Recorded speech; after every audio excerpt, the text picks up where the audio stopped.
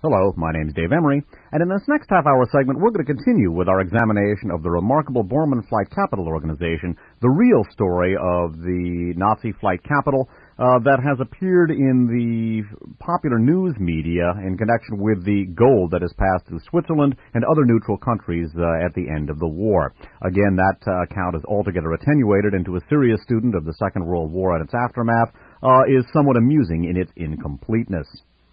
In our first segment, we examined the Bormann Flight Capital Organization, headed up by the consummately powerful and brilliant Martin Bormann, the Reich sleiter, and initially Hitler's number two man, eventually the leader of the Third Reich itself, particularly when it went into its underground phase.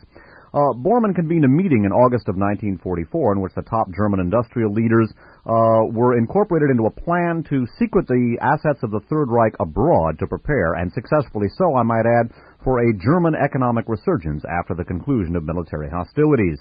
750 corporate fronts were set up to handle the transfer of these assets, which also was accomplished with the aid of the profound cartel connections between the major German corporations and their counterparts in other major countries, including and especially the United States.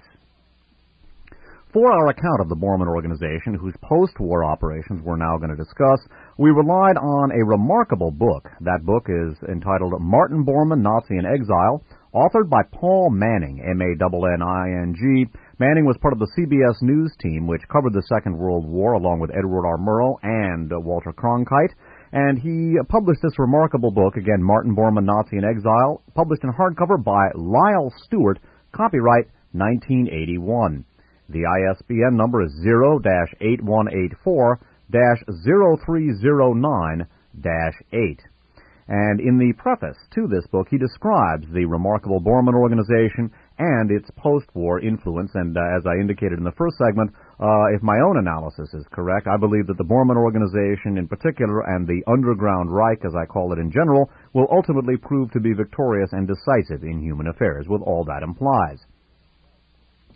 Manning writes, a man of indescribably vast power and the sole trustee of Hitler's secrets after May 1st, 1945, in the Berlin bunker, Bormann continues to be the most controversial, perplexing figure of our times.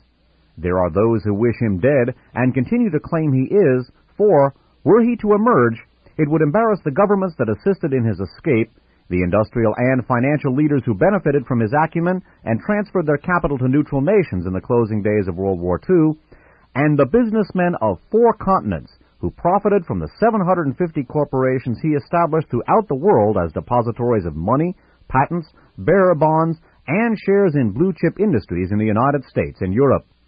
There are also those who know he is not dead, and I am among those who hold this belief. When I penetrated the silence cloaking this story after countless interviews and laborious research in German and American archives for revealing documents of World War II, I knew that the Bormann saga of flight capital and his escape to South America was really true. It had been covered up by an unparalleled manipulation of public opinion and the media. The closer I got to the truth, the more quiet attention I received from the forces surrounding and protecting Martin Bormann, and also from those who had a direct interest in halting my investigation.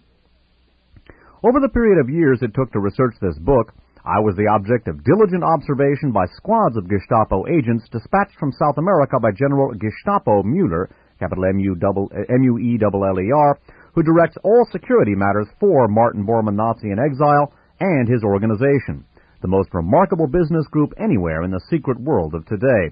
By the way, Heinrich Mueller was head of the Gestapo and became the security director for the Underground Reich, the Reich in Exile. And as we looked at in a miscellaneous archive show entitled The Flight of the Wolf, The Escape of Adolf Hitler, Heinrich Mueller, who also obviously survived the Second World War despite the fact that he was reported to be dead, went to work for U.S. intelligence in the post-World War II period. He also arranged, by the way, Hitler's escape. Again, that documentation in The Flight of the Wolf, a miscellaneous archive show. Continuing with Manning's account, Mueller's interest in me, now bear in mind when Manning refers to the surveillance of him while he was researching and writing the book by squads of Gestapo agents dispatched from South America, bear in mind this is 1981 that this book was published, and the Gestapo is real in 1981 as it was in 1941. Continuing, Mueller's interest in me, an American journalist, confirmed the truth of my many interviews and my ongoing investigation. Bormann is alive, they don't want waves, so they have been willing to expend immense time and money in tracking me and my progress. There are also those in international government and business who have attempted to stop my forward movement on this investigation. In Germany, France, England, and the United States, too many leaders in government and finance still adhere to Winston Churchill's statement to his cabinet in 1943, quote, "In wartime, truth is so precious that she should always be attended by a bodyguard of lies," unquote. For these leaders act as if the war is still on, especially when they are trying to protect their flanks, their wealth, and their influential peers in government, business, and banking. The West German government fears this story will emerge and will do harm to its growing prestige, which is really the one resounding victory the German nation can point to with pride.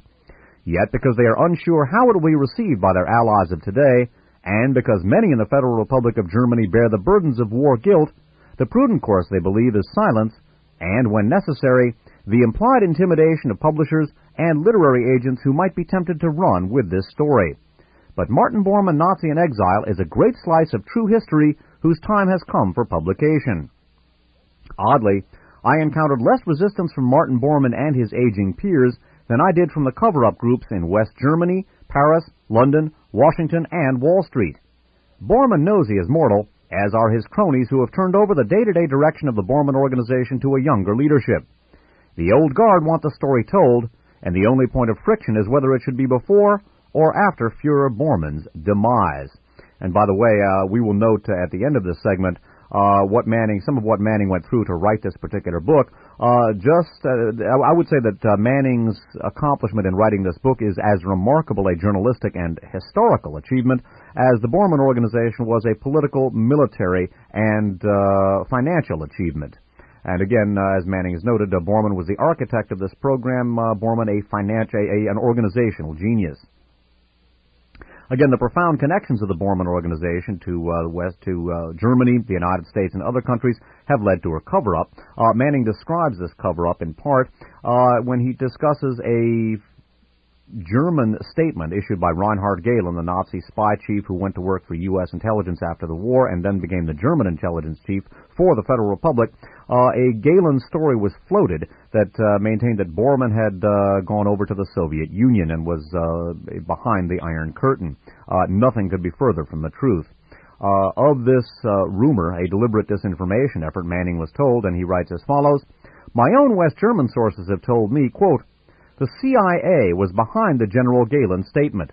It was a manipulation of public opinion by the CIA, immediately obvious to anyone who knows anything about this subject. Bormann and his links to Germany today are a hidden but a very real political issue."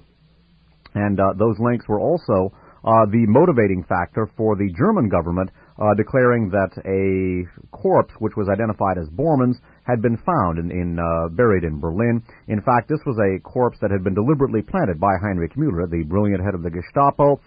Its dental work had been altered to resemble that of Bormann. Manning writes of this, "Substituting one body for another has been a ploy much used by General Heinrich Müller of the Gestapo. It was he who coordinated the details of Bormann's disappearance. This is according to statements made to me by separate individuals working for 3 different intelligence services. The Berlin skull is from a body placed in the location of the freight yards on April 30th, 1945, by an SS Gestapo team commanded by General Müller of the Waffen-SS. Their account is retold in Chapter 6.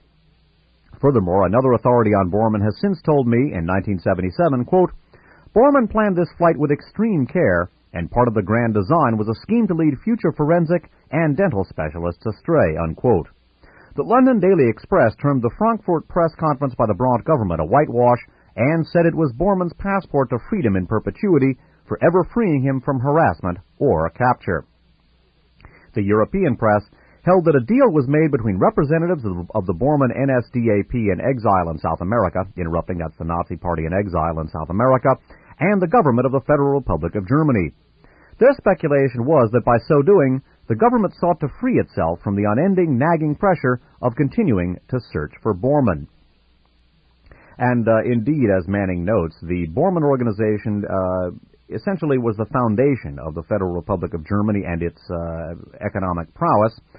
Manning describes the German two-tiered economic system. Bear in mind that this book was published in 1981, when there still was a West and East Germany.